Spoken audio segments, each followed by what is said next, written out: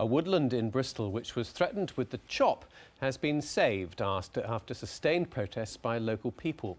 Grove Wood in Snuff Mills was bought by a developer who wanted to fell up to 30 trees. But today, Bristol City Council placed a blanket preservation order on the area, delighting the campaigners. And joining us now to tell us more is ecologist Steve Micklewright, who organised some of the demonstrations. Well, good evening to you. You've won. Why is that woodland so special to you? Well, it's an ancient woodland, so it means it's been there for at least 400 years. It's a very precious part of the Froome Valley. There are otters, there are kingfishers, there are rare bats, and it's also a very tranquil place.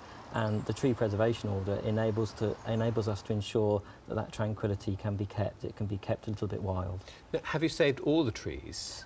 Every single tree in Grove Wood, 17 acres opposite Snuff Mills Park, is now protected, which means it's very hard for any trees to be chopped down without hefty fines or a duty to replant them. So it's a great result for the protection of Grove Wood. But had some work been done?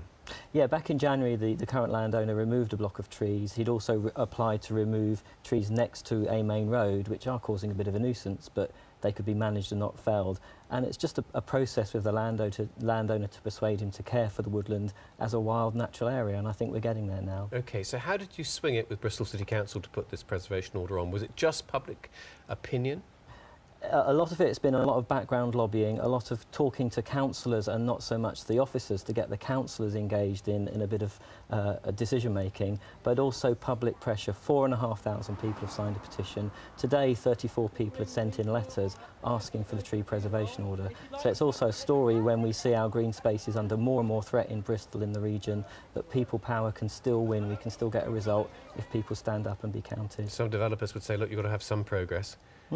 Sure, I agree. I agree. We need more houses in Bristol in the region, but we need to protect our natural heritage as well. And on this case, the balance is for protecting the natural heritage. OK, thank you for coming in and telling us about it. Cheers.